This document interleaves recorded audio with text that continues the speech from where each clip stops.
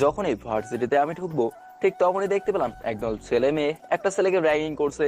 প্রথমে ছেলেটাকে উদুম কেলানি দেওয়া হলো, তারপর তাকে খালি গায়ে পুরো ভার্সিটি ঘোরানো হলো, যা আমি কখনো আশা করিনি। আজ আমার ভার্সিটিতে প্রথম দিন, আর যার উপরে যা বললেন তা হলো, আজকে আমি যখন ভার্সিটিতে ঢুকছিলাম তখন এই দৃশ্য দেখলাম। আমি ভেবেছিলাম ভার্সিটিতে আর এসব র্যাগিং ট্যাগিং হয় না, কিন্তু আমি বলছিলাম। এবার আসুন আমার পরিচয় দেওয়া যাক। আমি রিহান, বাংলা তৃতীয় বর্ষে পড়ি, ঢাকা ভার্সিটিতে আসছি পড়াশোনা প্লাস ভালো হইতে। বাবা মা কেউ নেই, এক কথায় আমি একা। কিন্তু আমার তিনটা ছোট ভাই আছে, যারা আমার নিজের ভাই না, কিন্তু তার থেকেও বেশি কিছু। তাদের নাম সৃজন, মানিক, প্রীতম। আমি পা টিপে টিপে ভার্সিটিতে প্রবেশ করলাম। সবাই আমার দিকে এমন দৃষ্টিতে তাকিয়ে আছে, মনে হচ্ছে আমি যেন মঙ্গল গ্রহ থেকে আসছি। তাকানোর যথেষ্ট কারণ আছে, কারণ আমার পরনে ফুটপাত থেকে কেনা একটা 150 টাকার শার্ট এবং একটা কম দামি প্যান্ট, পায়ে একটা লোটর স্যান্ডেল। আসল লোটর না, নকল। আমি সামনে থেকে এগোতে থাকলাম, কিন্তু হঠাৎই ওই র্যাগিং গ্যাং থেকে একটা মেয়ে আমায় ডাকলো। আমি এদিক সেদিক তাকিয়ে দেখলাম, তারপর ইশারায় বললাম তারপর ইশারায় বললাম আমি। ওই মায়েরা আমায় কইলো, আমিও যাইতে লাগলাম। ওখানে গিয়ে দেখলাম 7 জন মেয়ে ও 5 জন ছেলে। একটা মেয়ে পেছন দিকে হয়ে আছে, চুলগুলো হাঁটু পর্যন্ত। আর ওদের সবাইকে দেখে বুঝলাম যে এরা সবাই বড় বাবার বেগে যাওয়ার সন্তান। তারপর একটা মেয়ে নীলাদ্রি বলে ডাকলো এবং তার সাথে সাথে মেয়েটা ঘুরে দাঁড়ালো। বুঝতে আর বাকি হলো না যে এই মেয়ের নামে নীলাদ্রি। মেয়েটা অপরূপ সুন্দর। আমি একবার তার দিকে তাকিয়ে আবার চোখ সরিয়ে ফেলে মাথা নিচু করে রাখলাম। তারপর মেয়েটা বলা শুরু করলো, ও আচ্ছা, তা মিস্টার খ্যাত, নাম কি তোর? রিহান। ও আচ্ছা, কই থেকে যে আসছিস? দেখে তো মনে হয় ডাস্টবিন থেকেই উঠে আসছিস। ওয়াক থু। আর দেখে মনে হচ্ছে তুই ভার্সিটিতে নতুন। কি জন্য যে স্যারেরা তোদের মতো ফইন্নির পোলাদের এই ভার্সিটিতে ঢোকায়? শোন, আমি হলাম এখানকার এমপির মেয়ে, আর এরা সবাই ঢাকার বড় বড় বিজনেসম্যানের ছেলে মেয়ে। আর এখানে সবাই আমার কথা মেনে চলে। তোকে সব ডিটেলস জানিয়ে দিলাম। হঠাৎ করে 5টা বাইক ভার্সিটিতে প্রবেশ করলো। সবাই তার দিকে তাড়াতাড়ি ভেতরে যেতে লাগলো। নীলাদ্রির গ্যাংয়ের সবাইও। নীলাদ্রি যেতে চায়নি, কিন্তু ওর বান্ধবীরা ওকে জোর করে নিয়ে গেল। এখন ক্যাম্পাসটাতে শুধু রিহান আর ওই 5টি বাইকে বসে থাকা 10 জন ছেলে। বাইক থেকে ছেলেগুলো নামলো আর রিহানকে উদ্দেশ্য করে বলল, কি রে, সবাই পালিয়ে গেল, তুই গেলি না? তুই মনে হয় নতুন। শোন, আমি হলাম রাফাত ভাইয়ের ভাই, মামুন। আর রাফাত ভাইয়ের নাম শুনলে পুরো ঢাকা কাঁপে। যা, তোকে একটা চান্স দিলাম, পালা। সিংহ তো সিংহ, তার সামনে যদি 1000টা বাঘ এসেও গর্জন ছাড়ে তবুও সে একটুও ভয় পায় না। কিন্তু সিংহ যদি একবার গর্জন ছাড়ে তাহলে 1000টা বাঘও লেজ গুটিয়ে পালায়। কে বে তুই? এত বড় সাহস তুই কই পাস? সাহস? সাহস আর বুদ্ধি এটা তো উপরওয়ালা সবাইকে দেয়, কিন্তু সবাই সেটার সঠিক ব্যবহার করতে পারে না। যে পারে দিন শেষে সেই বিজয়ী এই বাচ্চা মরার লড়াইয়ে। ভাই, এর সাথে এত বকবক করার কি আছে? চট করে ধরে শুট করে দাও। দাঁড়া, আমি তো এর সাহস দেখে অবাক হচ্ছি। এই কাজ একটা শিক্ষা দিয়ে যাব। এই, কে আসিস? ধরবেটাকে? সবাই মিলে আমাকে ধরে উদম কেলানি দিতে থাকলো। তাদের মার খেতে খেতে আমি নিচে পড়ে গেলাম, কিন্তু ওরা তাও আমাকে মারতেই আছে। আমি চুপচাপ মার খেয়ে যাচ্ছি, কোনো শব্দ করছি না। এক পর্যায়ে তাদের ফোনে একটা কল আসে এবং আজ বেঁচে গেলে বলে তারা চলে গেল। আমার গায়ে ওঠার মতো শক্তিও নেই। হঠাৎ আমি দেখলাম ভার্সিটির মেইন গেট দিয়ে সিজন, মানিক, প্রথম ঢুকতেছে। তারা ওই ভার্সিটিতে পড়ে, বাংলা প্রথম বর্ষে। তারা আমাকে পড়ে থাকতে দেখে দৌড়ে আসে আমার কাছে। ভাই, আপনার এমন অবস্থা কে করছে ভাই? ভাই, আপনি একবার খালি নামটা বলেন। ভাই, ওরা আপনাকে মারলো, আপনি ওদের কিছু বলেননি কেন? তোরা থামবি? আমায় তোল আর বাড়ি নিয়ে চল, আজ আর ক্লাস করবো না। আচ্ছা ভাই, চলেন। তারপর ওদের সঙ্গে বাসায় চলে আসলাম, এসেই ঘুমিয়ে পড়লাম। পরের দিন ভার্সিটিতে ঢোকার সময় নীলাদ্রের গ্যাং এর ডাক, আমিও গেলাম। কালকে তো ভাব দেখাইতে গিয়া কেলানি তো ভালোই খাইলি। বলেই সবাই হাসা শুরু করলো। আমি চুপচাপ মাথা নিচু করে বলি,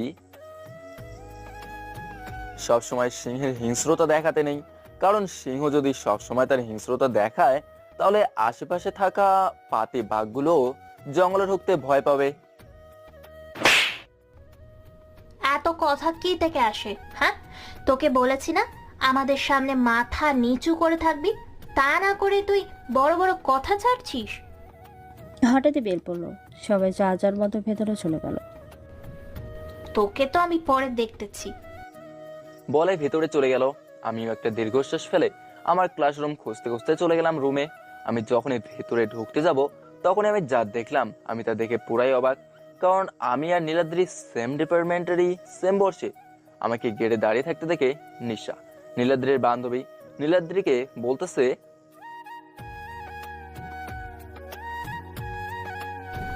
হুম, সেটাই তো দেখতেছি। ওকে একটা শিক্ষা দিতে হবে। হুম, ঠিক বলেছিস। আমি মাথা নিচু করে ক্লাসে ঢুকলাম। সবার শেষে একটা বেঞ্চে ফাঁকা আছে, আমি গিয়ে ওখানে বসলাম। আমি যখন ভেতরে যাচ্ছিলাম তখন সবাই আমাকে দেখে কিরকম এক ঘৃণা ভরা দৃষ্টিতে তাকিয়ে দূরে সরে যাচ্ছিল। তাদের কাছে হয়তো আমি কোনো মানুষই না। আমার কাঁধে যে ব্যাগটা ছিল ওটাও খুব পুরাতন। আমি গিয়ে সবার শেষের বেঞ্চে বসলাম। আমি বসার পরপরই নীলাদ্রি আমার দিকে রাগের লুক নিয়ে আসতেছিল, কিন্তু তখনই ক্লাসে স্যার প্রবেশ করে, তাই আর সে আসলো না। স্যারও এসে আমার দিকে কিরকম এক ঘৃণা ভরা দৃষ্টিতে তাকালো। তারপরেই, এই ছেলে দাঁড়াও। জি স্যার, বলুন। তোমার নাম কি? রিহান। তোমার কি কোনো ভালো জামা কাপড় নেই? এগুলো কি পরে আসছো? মনে হয় ডাস্টবিন থেকে উঠে আসছো। স্যারের কথা শুনে সবাই হাসতে লাগলো। মনে হচ্ছে এখনই গিয়ে শালাকে শর্ট করে শুট করে দেয়। মনে মনে আমি বললাম, আমি রাগ কন্ট্রোল করে বললাম, স্যার আমার মা বাবা কেউ নেই, আমি খুব গরিব, টিউশনি করাই নিজের খরচ চালাই। স্যারের হয়তো একটু মায়া হলো, তাই তিনি আমাকে বসতে বলল। স্যার তার মতো ক্লাস করাচ্ছে। ক্লাসের এক পর্যায়ে স্যার বললেন, কাল আমাদের ভার্সিটিতে একটা অনুষ্ঠান আছে, সেখানে এখানকার এমপি সহ আরও অনেক নামকরা ব্যক্তিরা উপস্থিত থাকবেন। সেখানে প্রতিটি ক্লাস থেকে 3 জন করে বক্তাকে বক্তব্য দিতে হবে। কিসের উপর স্যার? মাফিয়া। হোয়াট? মাফিয়াদের কাজের উপর, দেশের প্রতি তাদের কর্তব্যের সম্পর্কে। তো কে কে বলবা? স্যার আমি। ওকে, আর একজনকে? স্যার রিহান। হোয়াট? ও কি পারবে? হুম স্যার, আমি শিখিয়ে দিবনি। ওকে, সবাই ভালো করে প্র্যাকটিস করিও। বাবাই। আমি তো বাবাকে চরম সীমায়। লে হালুয়া, আমার কোনো কথাই শুনলো না। ওরা যা যা বললো তাই। এখন কি আর করার। স্যার যাওয়ার পর নীলাদ্রিরা আমার দিকে তাকিয়ে 32টা দাঁত বের করে হাসতেছে। আমার রাগ উঠে গেল। আমি ব্যাগ নিয়ে চলে আসলাম। ওরা কিছু বলতে চাইছিল, কিন্তু আমি দাঁড়ালাম না। এদিকে, ভাইয়া, আজ তোমাকে কেন জানি এত চিন্তিত লাগছে। এমনি উনি কি ঢাকাতে চলে আসছে? কে ভাই? আর তুমি কাকে আপনি করে বলছো? যার নাম শুনলে কি না সবাই কাঁপে, সে আবার কাকে এত রেসপেক্ট করে? বুঝবি না তুই এসব। যার নাম শুনলেই শুধু আমি বাংলাদেশের পুরো মাফিয়া ওয়ার্ল্ড কাপে, আমি তাকে নিয়ে চিন্তিত। সে কি ঢাকায় চলে আসছে? কও কি? এটাই সত্যি। ভাইয়া, তোমাকে একটা কথা বলতে ভুলেই গেছি। কি? কালকে একটা খ্যাতমার্কা ছেলেকে হুদুম কেলানি খেলাইছি। কেন? বড় বড় লেকচার মারতেছিল। ও শোন, কাল ভার্সিটিতে একটা অনুষ্ঠান আছে, আমাকে যেতে হবে। ও আচ্ছা।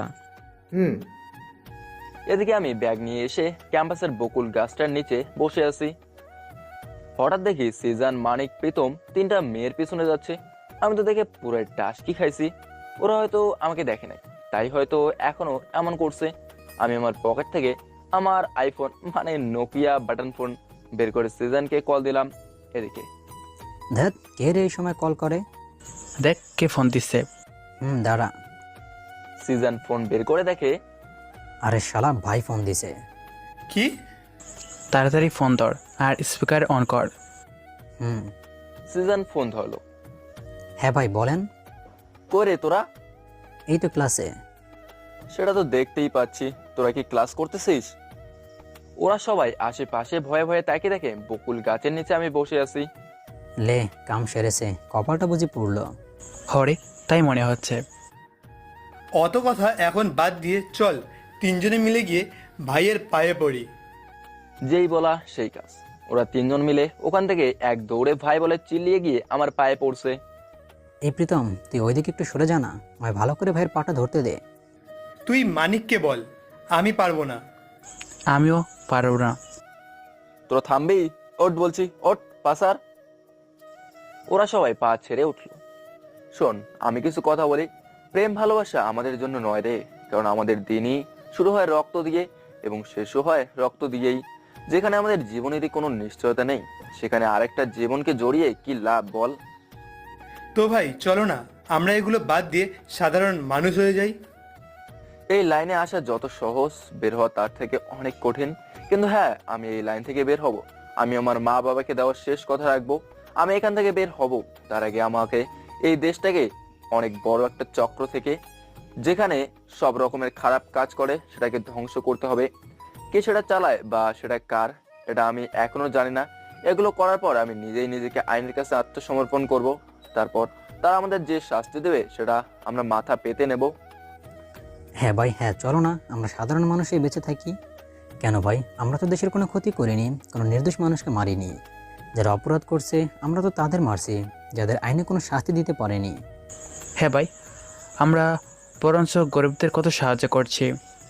হ্যাঁ ভাই, আমরা যে টাকা ড্রাগস স্মাগলারদের কাছ থেকে নেই, তাদেরই মেরে দিয়ে সেই টাকা তো আমরা গরিবদের মাঝে বিলিয়ে দেই। জানি না কি হবে, কিন্তু আমি আমার এই মিশন কমপ্লিট করবই করব। চল এখন বাসায় যাই, আজ রাতে একটা মিশন আছে। আচ্ছা চলো। তারপর আমরা ওখান থেকে চলে আসি। এদিকে ফোনে কল। ভাইয়া, আজকে রাতে জঙ্গলের পিছনে যে একটা গোডাউন আছে, সেখান থেকে 10 জন নারী পাচার করব। কে যেন জানতে না পারে। ওকে স্যার, কিন্তু স্যার আমাদের টাকাটা। ও নিয়ে চিন্তা করতে হবে না, আজ রাতে ও গোডাউনে পৌঁছে যাবে। আর শোন, কথা যেন ভুলেও বিএমএস যেন জানতে না পারে। শুনলাম সে নাকি ঢাকায় আসছে। আমি ওর লোক, কিন্তু ও জানে না যে কাজগুলো আমিই করি। ও যদি জানতে পারে তাহলে তুই আমি দুজনেই শেষ। ওকে বস, নো টেনশন। ওকে, এখন রাখ। আমি এসে শুয়ে পড়ছি। ফোনের শব্দে আমার ঘুম ভাঙলো। তাকে দেখি রাজের ফোন। আমি ফোন ধরলাম। হ্যালো ভাই। বল।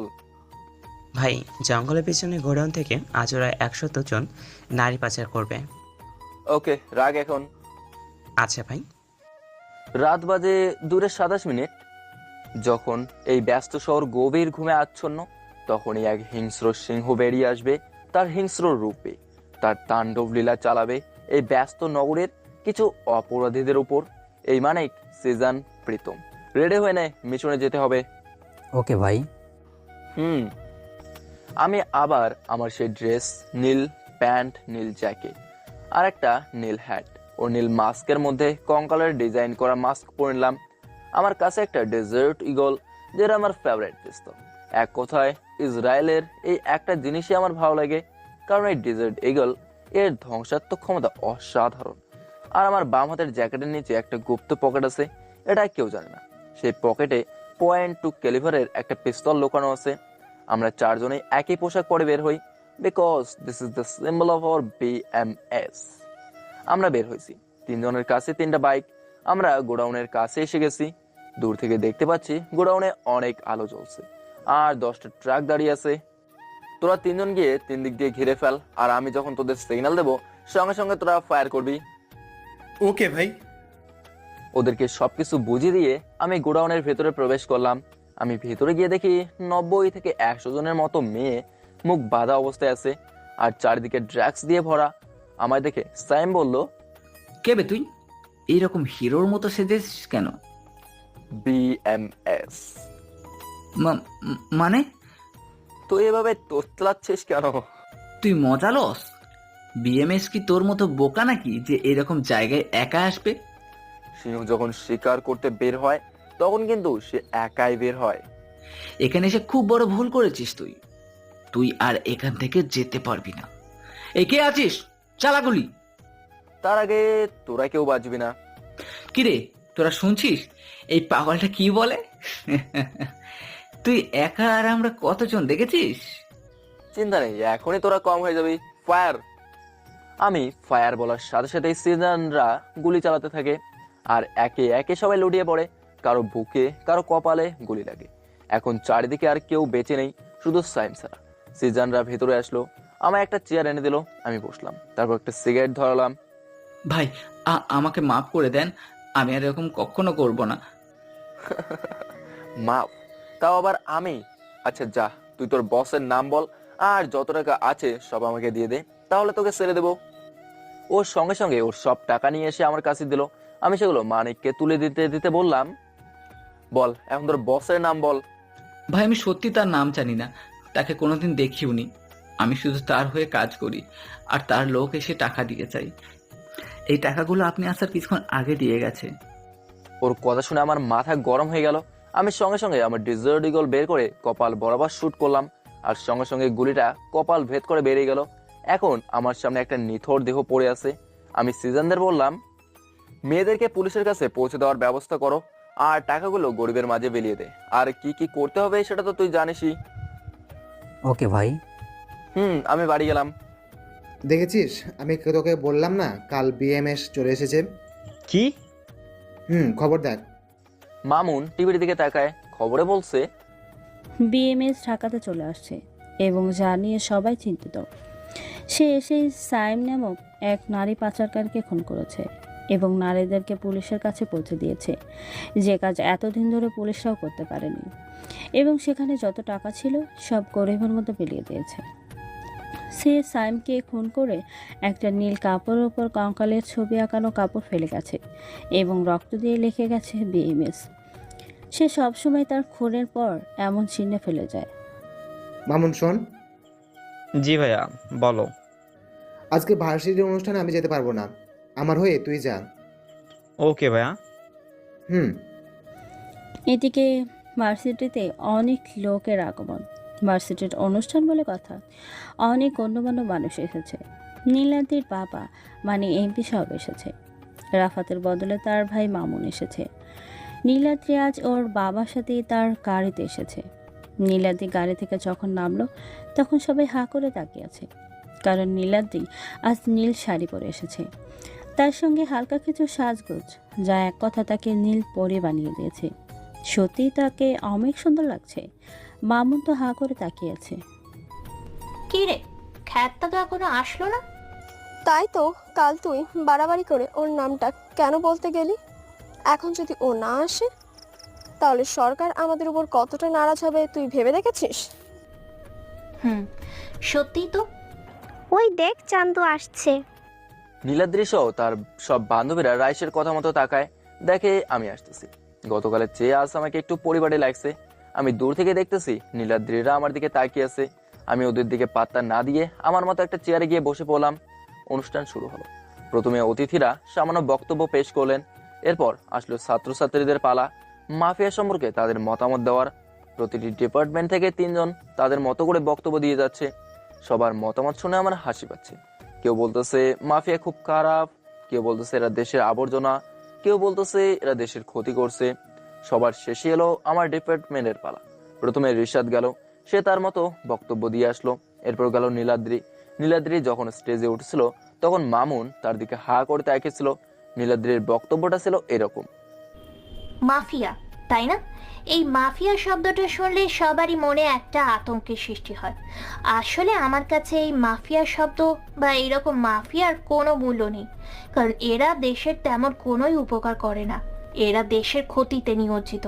এরা সব রকমের খারাপ কাজ, ড্রাগস স্মাগলিং থেকে শুরু করে নারী পাচারের মতো জঘন্য কাজের সাথে থাকে। এরা হলো দেশদ্রোহী। এরা বড়লোক থেকে শুরু করে গরিবের টাকা ছিনিয়ে নিয়ে তাদের জীবনকে একটা কঠিন বিপর্যয়ের মধ্যে ঠেলে দেয়। এরা কখনো কারোর উপকার করতে পারে না। তেমন আমরা যদি বিএমএস এর কথাই ধরি, আজও সে একটা খুন করেছে। দিন দিন তার খুনের সংখ্যা বেড়েই চলেছে, কিন্তু আমরা কোনোভাবেই তাকে ধরতে পারছি না। এই রকম মাফিয়াদের প্রতি আমার কাছে আছে শুধু ধিক্কার। কি হবে মাফিয়া হয়ে যদি না দেশের উপকারেই লাগতে না পারি? আমার আর কিছুই বলার নেই। That's all. এই বলে নীলাদ্রি চলে আসলো। আমি তো ওর কথাগুলো শুনে হাসতে হাসতে শেষ। এরপর স্টেজে আমাকে ডাকা হলো। আমি চেয়ার ছেড়ে স্টেজের দিকে যেতে লাগলাম। আমি স্টেজে গিয়ে প্রথমে অতিথিদের সম্পর্কে কিছু বললাম, তারপর আমি আমার মেইন পয়েন্ট মানে মাফিয়াতে চলে আসলাম। মাফিয়া, তাই না? এই মাফিয়া সম্পর্কে আমাদের কারোরই তেমন কোনো ঠিক জ্ঞান নেই। আমরা সকলেই মনে করি যে মাফিয়ারা হলো খারাপ লোক, দেশদ্রোহী, যেমনটা কিছুক্ষণ আগে মিস নীলাদ্রি বলে গেল। কিন্তু আমার কাছে মাফিয়া শব্দটা ঘৃণার নয়। হ্যাঁ, আমি মানছি যে কিছু কিছু এমন মাফিয়া আছে, তারা এই মাফিয়া শব্দটার অপব্যবহার করছে। তারা এই মাফিয়া পাওয়ার এর অপব্যবহার করছে। এই মাফিয়া শব্দটা হলো একটা ইতালিয়ান শব্দ, যার অর্থ সাহসী, বাহাদুর। এই মাফিয়া কালচারের উৎপত্তি ইটালিতে, তারপর এটা আমেরিকা থেকে শুরু করে সারা বিশ্বে ছড়িয়ে পড়ে, যেমনটা আমাদের দেশেও আছে। ইতালিতে যখন প্রথম এই গ্যাংটির উদ্ভব ঘটে, তখন তাদের শপথ ছিল যে তারা এই বিশ্ব থেকে অপরাধীদের সরিয়ে নেবে, যেটা আইন পারত না। কিন্তু এখন সেই কিছু অসাধু মাফিয়ারাই এই ড্রাগস স্মাগলিং থেকে শুরু করে সব রকমের খারাপ কাজে যুক্ত হয়ে এই মাফিয়া শব্দটার সম্মান নষ্ট করছে। তেমনভাবে আমরা যদি বিএমএস এর কথাই ধরি, বিএমএস এর মানে ব্ল্যাক মাফিয়া স্ল্যাম। তারা আমাদের দেশে যত অপরাধী এবং যত খারাপ মাফিয়া আছে তাদের মেরেছে, যেটা আইন করতে পারেনি। আমি একটু থামলাম, দেখলাম সবাই আমার কথা খুব মনোযোগ দিয়ে শুনতেছে, নীলাদ্রিও। আমি আবার বলা শুরু করলাম, আমরা এটাও জানি যে বিএমএস এর অপরাধীদের শত্রু, কিন্তু আমরা সবাই এটা জানি না রে। বিএমএস যেমন অপরাধীদের শত্রু, তেমনি বিএমএস হলো গরিবের বন্ধু। বিএমএস আজ অব্দি যত টাকা লুট করেছে সব সে গরিবের মাঝে বিলিয়ে দিয়েছে। আপনারা ভাবতেছেন আমি এত কিছু কিভাবে জানলাম? আসলে একবার 2016-তে একটা পত্রিকাতে একজন সাংবাদিক বিএমএস সম্পর্কে বিস্তারিত লিখেছিলেন, সেটাতে আমি পড়ে তার সম্পর্কে জেনেছিলাম। মিস নীলাদ্রি আজকে বলল যে বিএমএস এর জন্য তার শুধু ধিক্কার আছে। কিন্তু আপনি এই প্রশ্নটা হাজারটা গরিবকে জিজ্ঞেস করেন, দেখেন তারা কি বলে। আজ বিএমএস সাইম নামের একজনকে মেরেছে, এটা মিস নীলাদ্রি সহ সবারই খারাপ লেগেছে। কিন্তু কেউ কি এটা জেনে খুব খুশি হয়েছিল যে বিএমএস 100 জন নারীর প্রাণ বাঁচিয়েছে? আপনারা শুধু দেখলেন সে খুন করেছে, কিন্তু এটা দেখলেন না কেন খুন করেছে বিএমএস। এবং আরেকটি কথা খবরে আজ এটাও বলেছে যে বিএমএস ওখান থেকে পাওয়া সব টাকা গরিবদের মাঝে বিলিয়ে দিয়েছে। এখনো যদি এই মাফিয়া শব্দটার প্রতি আপনাদের ঘৃণা থাকে, তাহলে আমার আর কিছু বলার নেই। That's all. আমি যখন বলা শেষ করলাম, তখন দেখলাম সবাই কথাগুলো শুনে বসে থেকে উঠে দাঁড়িয়েছে এবং অতিথিরাও সবাই খুব জোরে হাততালি দিচ্ছিল, যেটা আমার খুব ভালো লাগে। এবং আমার ঠোঁটের কোণে আপনা আপনি এক হাসির রেখা চলে আসে। আমি স্টেজ থেকে নেমে আসলাম। আমি নেমে আসার পর যে আজকের অনুষ্ঠানটা পরিচালনা করতেছিল, মানে অ্যাঙ্কার ছিল, সে আমার খুব প্রশংসা করে। তারপরে এমপি সাহেব মানে নীলাদ্রির বাবা মাইক্রোফোনটা হাতে নিয়ে বলা শুরু করে, আসলে আমরা হয়তো সবসময় এই মাফিয়া শব্দটাকে ঘৃণা করে এসেছি, কিন্তু তখন আমরা এই মাফিয়ার এত বড় ব্যাকগ্রাউন্ড সম্পর্কে জানতাম না বা জানার চেষ্টাও করিনি। কিন্তু রিয়ান যা যা বলল সবই সত্য, কিন্তু বিএমএস তাদেরকে মেরে ঠিক করেনি। তারা উচিত ছিল তাদেরকে আইনের হাতে তুলে দেওয়া। অনুষ্ঠান শেষ হয়ে গেল। আমি গিয়ে সেই বেকুল গাছটার নিচে গিয়ে বসলাম। হাই, আমি নীলাশা। এরকম কথাতে আমি চমকে উঠলাম। সামনে তাকিয়ে দেখি একটা মেয়ে দাঁড়িয়ে থেকে এই কথাটা বললো। আমি বুঝে গেলাম এর নাম নীলাশা। সে আবার বলল, হাই, আমি নীলাশা। হ্যালো, আমি রিহান। আমি কি বসতে পারি এখানে? ওকে। ও আমার পাশে বসলো। আমরা কিন্তু সেম ক্লাসেই। ও, আমি আপনাকে কাল দেখেছি ক্লাসে। কিন্তু আমি তো দেখলাম না। আপনি দেখবেন কিভাবে? ক্লাসে আসার পর থেকেই তো মাথা নিচু করে বসেছিলেন। ও আচ্ছা। আমার বাবাও এখানে অতিথি হিসেবে উপস্থিত ছিলেন। উনি দেশের নাম্বার 1 বিজনেসম্যান। ও আচ্ছা। আপনি কিন্তু ভালোই বক্তব্য দিলেন, আমার কিন্তু বেশ লেগেছে। আরে না, যা সত্য সেটাই বলেছি মাত্র। ও যাই হোক, আমরা কি বন্ধু হতে পারি? বন্ধু? আমার সাথে বন্ধুত্ব করে লাভ কি? আমি তো আপনার লেভেলের না। আপনি কত বড়লোক আর আমি খ্যাত গরিব, টিউশনি করাই নিজের খরচ চালাই। ও হ্যালো, বন্ধু হতে চাইছি, গার্লফ্রেন্ড না যে এত ডিটেলস শুনতে হবে। আর বন্ধুত্বের মধ্যে কে বড়লোক কে গরিব এসব চলে না। আপনি বন্ধু হবেন কি না সেইটা বলেন। না। আপনি যদি বন্ধুত্ব না করেন তাহলে লোক জড়ো করে বলবো আপনি আমাকে টিজ করতেছেন। তখন কি হবে বুঝতে পারছেন তো? আর আমার বাবা কিন্তু এখনো যায়নি। আরে আপনি এরকম মিথ্যা বলে আমাকে ফাঁসাতে চান কেন?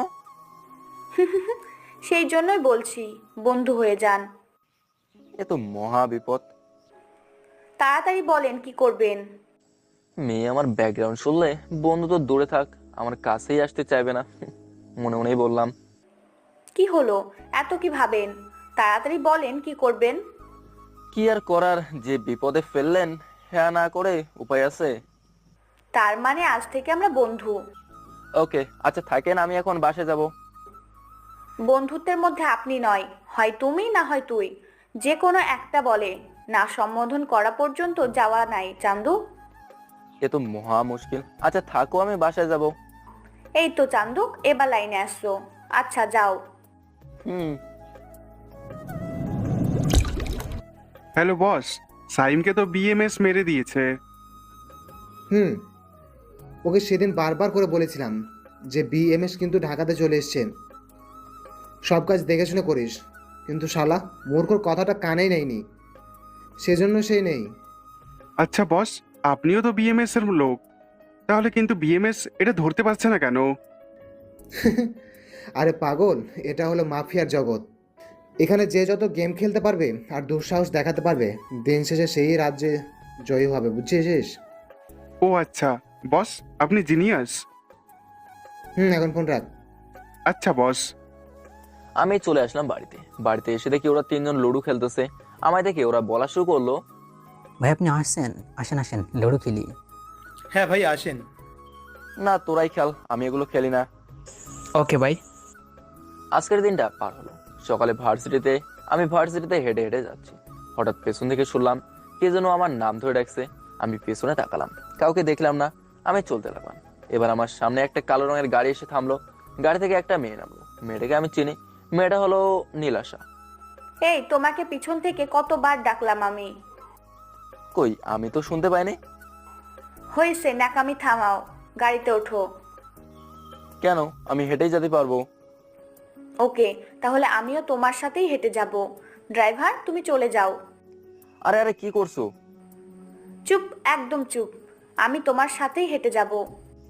আচ্ছা চলো। হাঁটা শুরু করলাম আমরা। আচ্ছা তুমি কই থাকো? মেসে। ও, তোমার রুমমেট কতজন? 3 জন। ও ভার্সিটিতে চলে আসছি। ও আমরা ভার্সিটিতে ঢোকার সময় নীলাদ্রি এমন ভাবে তাকিয়ে আছে, মনে হচ্ছে আমাকে চোখ দিয়ে গিলে খাবে। কাল তো খুব বললি যে তুই রিহানকে ভালোবাসিস এবং ওকেই তোর বড় বানাবি, কিন্তু তোর জানেমান নিশারার সাথে। উফ, তোরা চুপ করবি? দেখ, আমি ওর কাছে যাচ্ছি সরি বলতে। আমি দেখলাম নীলাদ্রি আমার কাছে আসতেছে। নীলাশা ক্লাসে চলে গেছে। সরি। কেন? তোমার সাথে খারাপ ব্যবহার করেছি সেই জন্য। ও মা, মায়া দেখি তুমি করে ডাকতেছে। ও আচ্ছা। মাপ করেছো? জান এখন। কেন, আমি থাকলে সমস্যা কি?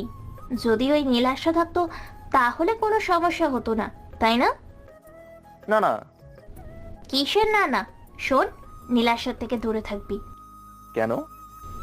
আমি বলছি তাই। আমি আপনার কথা কেন শুনবো? কারণ আমি তোকে এমন সময় মামুন তার দলবল নিয়ে আসছে, কারণ নীলার দিকে তার ভালো লাগছে। মামুন এসে নীলাদ্রির সামনে। এই নীলাদ্রি, আমি তোমাকে ভালোবাসি। কি? সত্যি? তুই ভাবলি কি করে যে আমি তোর মতো একটা জানোয়ারকে ভালোবাসবো? এই নীলাদ্রি, বেশি কথা বলিস না। নীলাদ্রির সঙ্গে সঙ্গে একটা চর মেরে বলে, তোর সাহস কি করে হয় আমার হাত ধরার?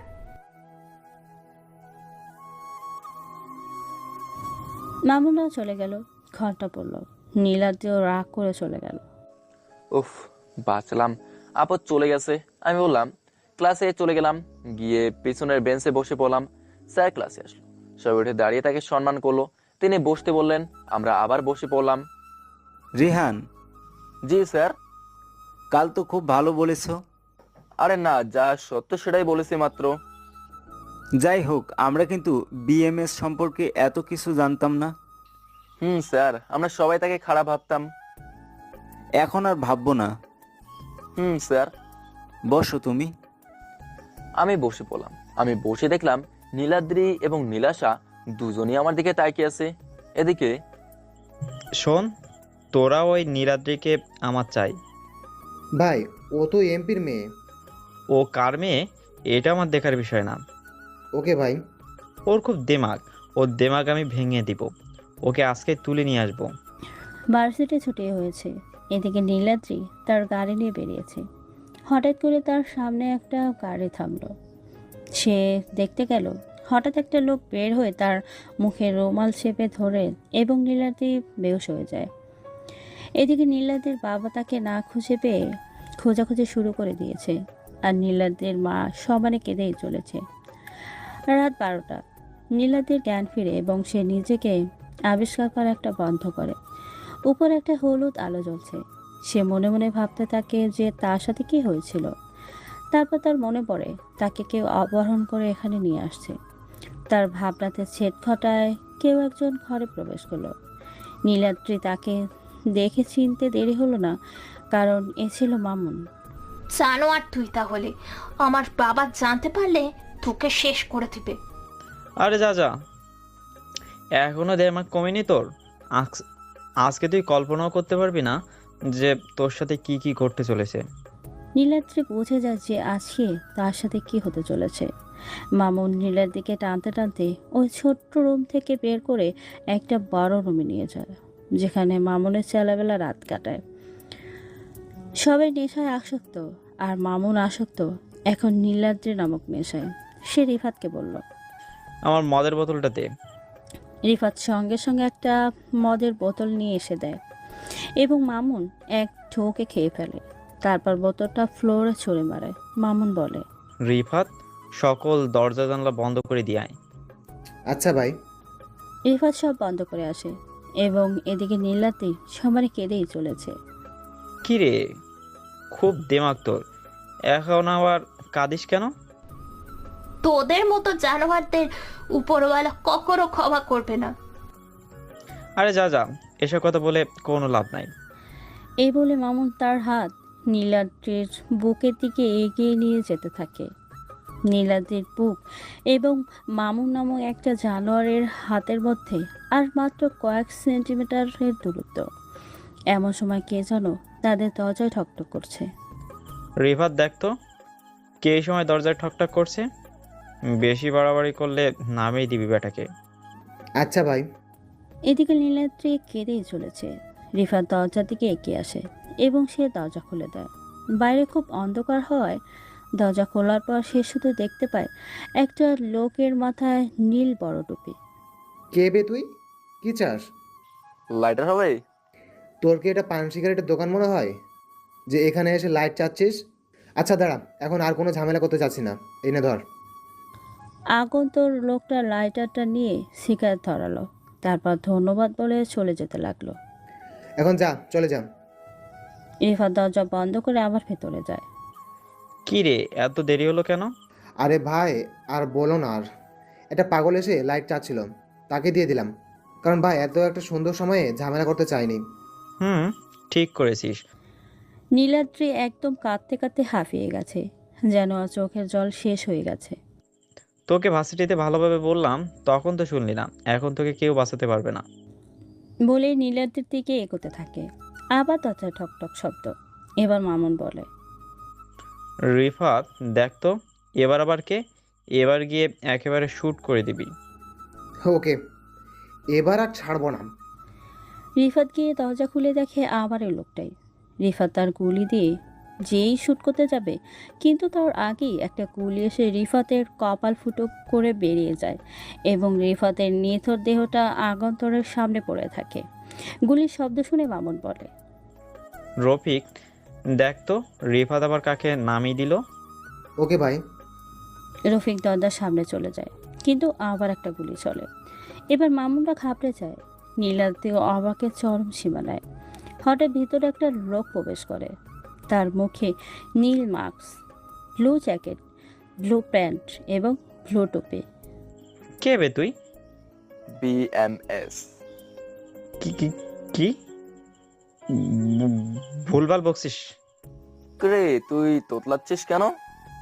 তুই যাই হোস না কেন, দেখছিস আমরা কতজন আর তুই মাত্র একা। বনের রাজা যখন শিকার করতে বের হয় তখন কিন্তু সে একাই বের হয়।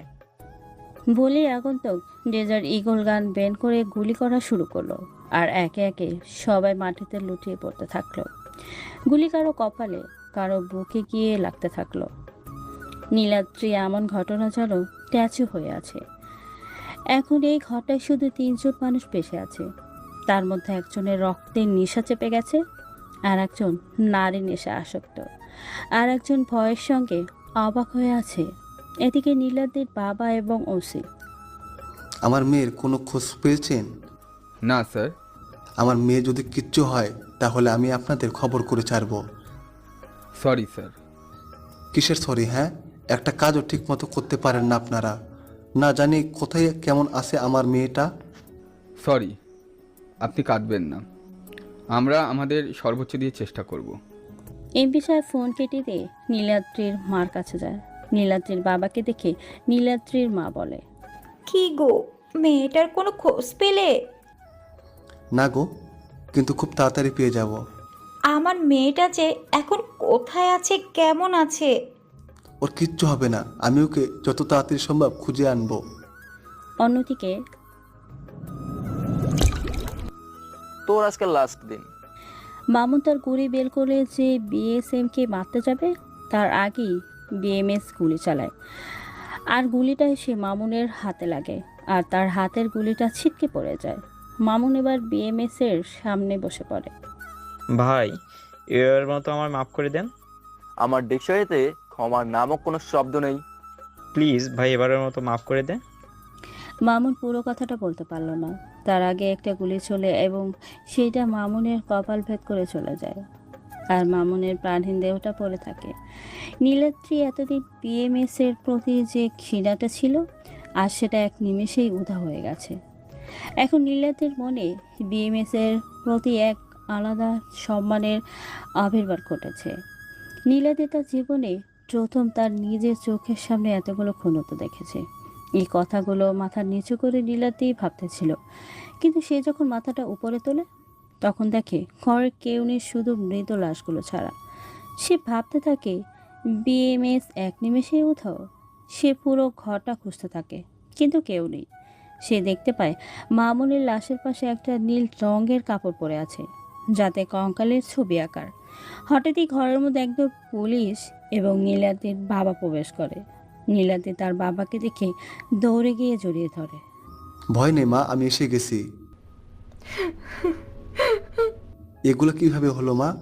এদেরকে মারলো? বাবা, মামুন আমাকে তুলে নিয়ে আসে আমার ক্ষতি করার জন্য, কিন্তু বিএমএস এসে এদের সবাইকে মেরে আমাকে বাঁচিয়েছে। কিরে মা, তুই এগুলো কি বলছিস? বাবা, এগুলোই সত্যি। বিএমএস আমাকে বাঁচাইছে। আমি বিএমএস কে ভুল ভাবতাম, ও আসলে খুব ভালো। আচ্ছা মা, চল এখন বাসায় যাবি, চল। তোর মা তখন থেকে কি দিয়ে চলেছে? বাবা চলো।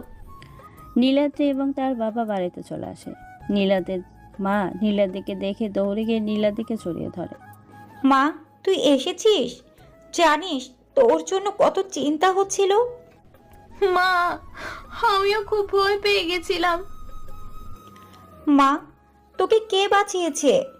বিএমএস। কি, ওই খুনিটা তোকে বাঁচিয়েছে? না মা, ও খুনি না, ও গরিবের বন্ধু। ও শুধু অপরাধীদেরকে মারে। ও যদি আমাকে না বাঁচাতো তাহলে তোমরা হয়তো আমাকে আর জীবিত দেখতে পেতে না। এই না মা, না মা, এগুলো কথা আর কখনো বলবি না। যা মা যা, এখন অনেক রাত হয়েছে, তুই কিছু খেয়ে ঘুমা। না বাবা, এখন কিছু খাবো না, আমি ঘুমোতে গেলাম। নীলাদ্রি আর কারো কথা না শুনে ওর রুমে চলে যায়। ওর বাবা মা ওকে অনেক ডাকলো, কিন্তু ও শুনলো না। সকাল হয়ে গেছে, রেহান ভার্সিটিতে যাওয়ার জন্য রেডি হচ্ছে। তখনই মানিক একটা খবর আর কাগজ নিয়ে দৌড়াতে দৌড়াতে আসে আর বলে, ভাই এই দেখো, খবরের কাগজে কি বের হয়েছে, এমপির মেয়েকে বাঁচালেন বিএমএস। কি? বিএমএস তো আমরাই, তাহলে ওকে কে বাঁচালো? হ্যাঁ, তুই ঠিক বলেছিস। ওরা গভীর চিন্তায় মগ্ন। আমি ওদের অবস্থা থেকে হাসতেছি আর একটা কম দামি গেঞ্জি পরতেছিলাম। হঠাৎ করে দেখি ওরা আমার দিকে কেমন ভাবে তাকিয়ে আছে। তোরা বুঝছিস ব্যাপারটা?